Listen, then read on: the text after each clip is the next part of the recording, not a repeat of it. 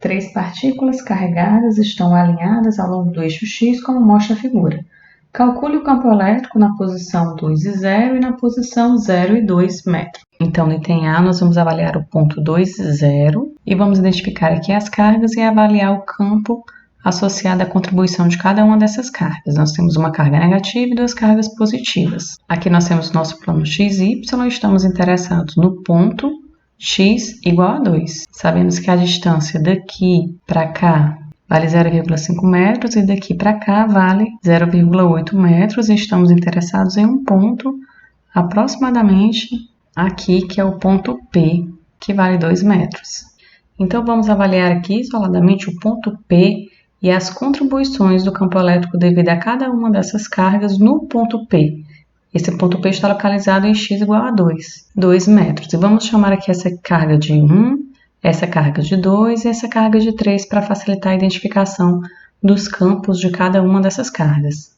Então, a carga 3 é positiva, o campo elétrico dela é de afastamento. Então, no ponto P, a carga 3 tem uma configuração de campo elétrico assim. A carga 2 também é positiva, então o campo elétrico devido à carga que estamos chamando de 2 é também apontando para a direita. Então, aqui nós temos E2. Vou só apagar aqui e escrever E2. Tanto E2 quanto E3 são campos de afastamento da carga. Então, no ponto P estão apontando nessa orientação. Já a carga 1 é uma carga negativa, então o campo é de aproximação. Então, no ponto P, a gente tem um vetor no sentido oposto. E aqui é o nosso E1. Então, o campo elétrico no ponto P é dado pela soma vetorial de E1 mais E2 mais E3. Então, o E no ponto P é a soma dos vetores E1, E2 e E3. Lembrando que essa soma ela é vetorial, então o E2 aponta para a direita, mais e chapéu, o E3 também aponta para a direita, mais e chapéu, e o E1 aponta para a esquerda, então é a orientação menos e chapéu. Então, o campo elétrico no ponto P, vamos colocar aqui a orientação chapéu em evidência, então vai ficar os módulos apenas de E2 mais E3 menos E1. E aí agora é só resolver para o módulo do campo elétrico essa expressão aqui. Isso aqui na orientação I chapéu. Então, lembrando que o campo ele é dado pela expressão K vezes a carga dividido pela distância ao quadrado.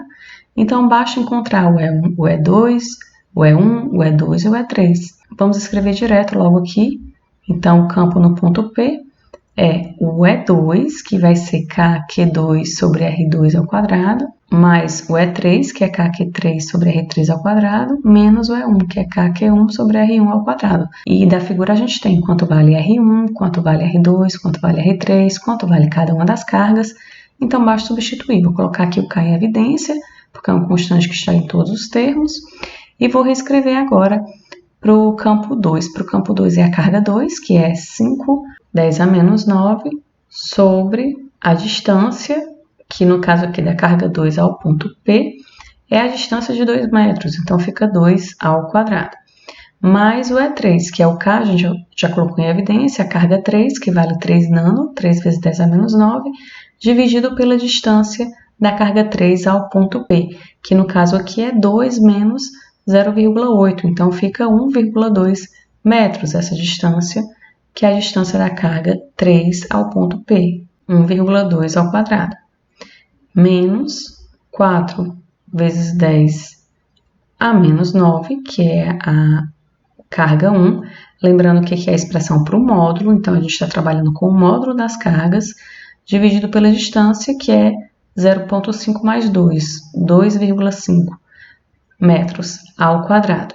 Então, essas são as expressões para os módulos, não está levando em consideração aqui o sinal das cargas, e a orientação é chapéu. Então, o campo no ponto P vai ser igual a constante, que é 8,99 vezes 10 a 9, vezes esse termo todo aqui entre parênteses, que colocando na calculadora dá, vamos colocar o 10 a menos 9 aqui em evidência, porque está em todos os membros, e a operação desse termo entre parênteses dá, então, 2,693. Isso aqui na orientação e chapéu.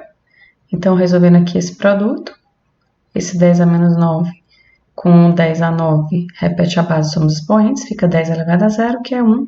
Então, o E no ponto P vale 24,21 Newton por Coulomb na orientação e chapéu.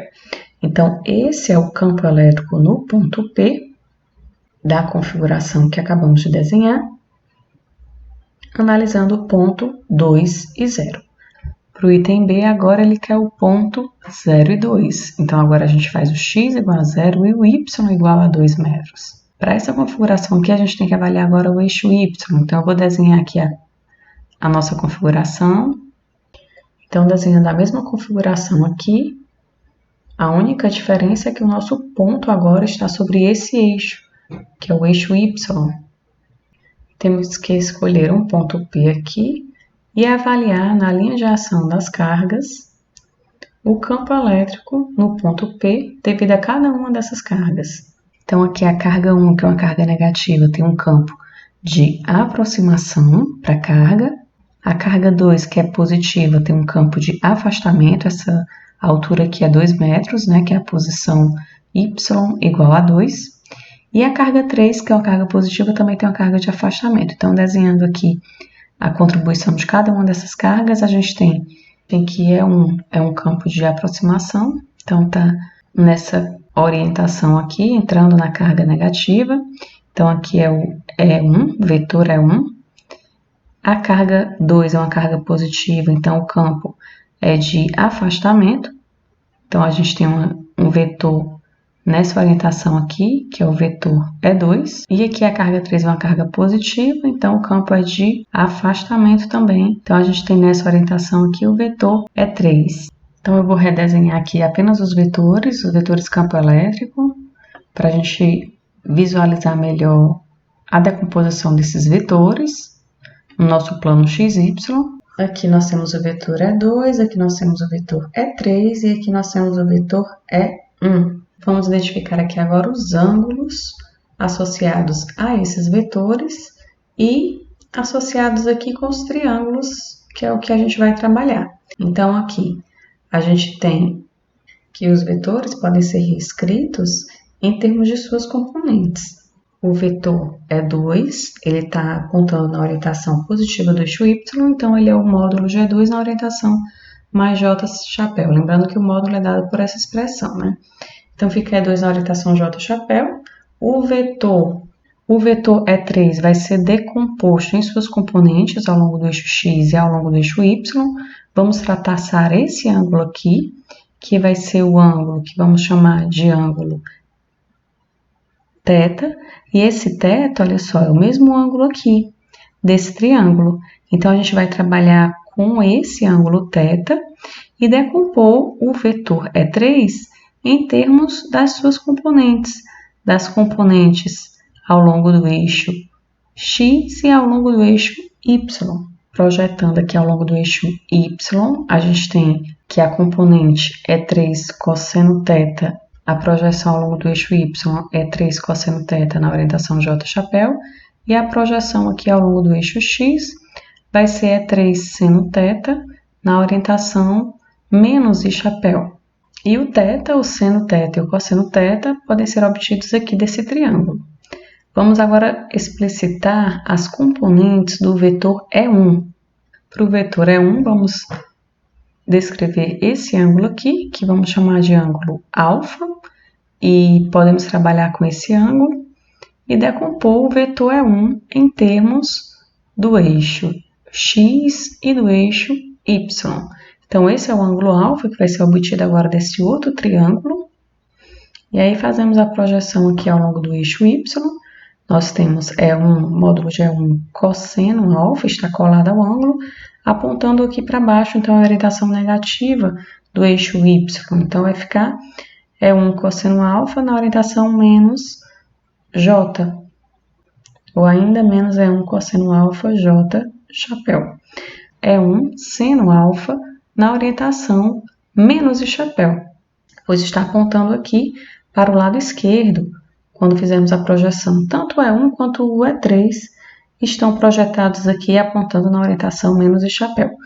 Bom, agora que já identificamos todos os vetores e temos as componentes dos vetores unitários, I chapéu e J chapéu, a gente faz a soma vetorial, separando quem tem I chapéu e quem tem J chapéu. Então, o E resultante, o E total, o E no ponto P, é a soma vetorial de E1 mais E2 mais E3. Então, aqui a gente separa as coordenadas I chapéu, coloquei em evidência aqui o sinal de menos, e as coordenadas que tem J chapéu. E agora, só nos resta resolver esses termos aqui entre parênteses. E1 seno alfa, mais E3 seno teta, E2 mais E3 cosseno teta menos E1 cosseno alfa. E os senos e os cossenos aqui, a gente obtém dos triângulos, e os módulos dos campos a gente obtém dessa expressão aqui, como a gente fez anteriormente. Então, vamos reescrever aqui esses triângulos para identificar o seno e o cosseno e poder substituir aqui na expressão. Então, aqui vamos desenhar esses triângulos e identificar os ângulos alfa e teta, e com isso seno teta e cosseno teta, que é o que a gente precisa para resolver aqui essas expressões. Então, daqui desse triângulo, a gente pode identificar o seno alfa, que é o cateto oposto sobre a hipotenusa. E a hipotenusa a gente encontra aqui pelo Teorema de Pitágoras, fazendo a raiz quadrada do quadrado dos catetos somados. Então, a gente tem o seno alfa e tem também o cosseno alfa, que é o cateto adjacente sobre a hipotenusa. Então, o seno e o cosseno podem ser obtidos a partir desse triângulo. Basta identificarmos aqui a hipotenusa, que é fácil identificar porque já temos os catetos dos triângulos. Então, esse cosseno alfa dá 0,97. Agora, vamos identificar o outro triângulo. Então, aqui a gente identifica nesse outro triângulo os catetos e pode encontrar aqui a hipotenusa a partir do Teorema de Pitágoras, que dá 2,15. E, semelhantemente, nós calculamos o seno teta e o cosseno teta. O seno teta é o cateto oposto sobre a hipotenusa, 0,37, e o cosseno teta é o cateto adjacente sobre a hipotenusa, que dá 2 dividido por 2,15. Então, aqui, vamos reescrever o campo E1, colocando o K novamente em evidência, e o campo E1 é a carga 1, o módulo da carga 1, né, que é 4 nano, e a distância dessa carga ao ponto P é 2,06. Então, fica o módulo da carga, que é 4 vezes 10 a menos 9, 4 nanocoulomb, dividido por 2,06 ao quadrado, vezes o seno de alfa, que é 0,242, mais o E3, que é a carga 3, que é 3 nano, 3 vezes 10 a menos 9, dividido pela distância, que é 2,15 ao quadrado, vezes o seno teta, que achamos que é 0,37. Isso tudo na orientação I chapéu. Reescrevendo agora o termo na orientação J chapéu, nós temos o E2, vai ser a carga 2, que é 5 vezes 10 a menos 9, dividido pela distância, que é 2 ao quadrado, mais o campo 3, que é a carga 3, que é 3 nano, 3 vezes 10 a menos 9, dividido por essa distância aqui, que é 2,15 ao quadrado, vezes o cosseno teta, que é 0,93, menos, para finalizar, o campo 1, que é a carga 1, que é o módulo dela é 4 vezes 10 a menos 9, a gente está trabalhando com os módulos aqui, dividido pela distância, que é 2,06 ao quadrado, vezes o cosseno de alfa, que é 0,97. Isso aqui tudo na orientação J chapéu. Então, a gente resolve aqui esses dois termos, com um pouco de manipulação, colocando na calculadora, nós encontramos então que o campo é P, ou seja, o campo resultante no ponto P vale